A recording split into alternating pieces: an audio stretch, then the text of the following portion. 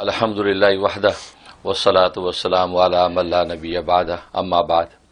آج ہم بات کریں گے سورۃ النحل پر۔ سورۃ نحل، سورۃ النحل یہ قرآن کریم کی تدوینی اعتبار سے 16ویں نمبر کی سورت جی، اور نحل کہتے ہیں شہد کی مکھی کو۔ شہد کی مکھی، جی، اچھا اچھا، تو گویا کہ شہد کی مکھی کے نام پر اللہ تبارک و تعالی نے واہ، سورت کا نام رکھا ہے، واہ، کیونکہ اس سورت میں شہد کی مکھی کا تذکرہ ہے، اچھا، اس لیے کہ شہد کی مکھی حقیقت میں اللہ کی قدرت کی نشانیوں میں سے ایک نشانی ہے۔ جی ہاں، کیونکہ ظاہر ہے کہ عام مکھی اگر پھلوں پھولوں کا رس چوسے اور غذا کھائے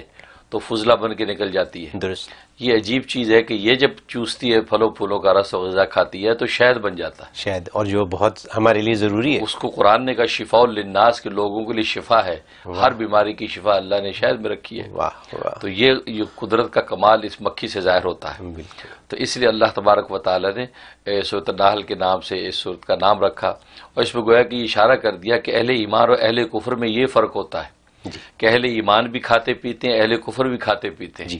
لیکن اسی طرح کھانے پینے کا فرق ہوتا ہے کہ جیسے کافر اور مومن میں ہے ایسے شہد کی مکھی اور عام مکھی میں ہے۔ جی، کیونکہ مومن جب کھاتا ہے تو اس کو جو توانائی ملتی ہے تو توحید کا نعرہ بلند کرتا ہے، درست، خدا کے سامنے سجدہ ریز ہو جاتا ہے۔ جی، کافر جب کھاتا ہے تو گویا کہ وہ شرک کا کوڑا کرکٹ بنتا ہے۔ درست، تو یہ گویا کہ اشارہ کر دیا۔ تو یہ سورۃ النحل مکی صورت ہے، جی، اور یہ ہجرت مدینہ سے پہلے گویا کہ نازل ہوئی ہے، اور اس میں بھی عقائد پر تفصیلات بیان کی گئی ہیں۔ جی، اس سے پہلے سورۃ ابراہیم میں مواہد اعظم حضرت ابراہیم خلیل اللہ علیہ الصلوۃ والسلام کا تذکرہ تھا، اور انہوں نے پیغام توحید دیا، پھر جو مسائل حالات پیش آئے اس کا ڈٹ کے مقابلہ کیا، جی، اور نار نمرود اللہ نے انہی پر پلٹ دی، اور جناب وہاں سے وہ محفوظ نکلے۔ اس کے بعد جو ہے سورۃ ہجر کا ذکر تھا۔ سورۃ ہجر کے اندر جو ہے توحید کے اوپر وارد ہونے والے جتنے شبہات تھے وہ دور کیے گئے، درست، کہ ظاہر ہے کہ پیغام توحید دیا کہ نظریہ جب بھی پیش کیا جاتا ہے تو سوالات اٹھتے ہیں،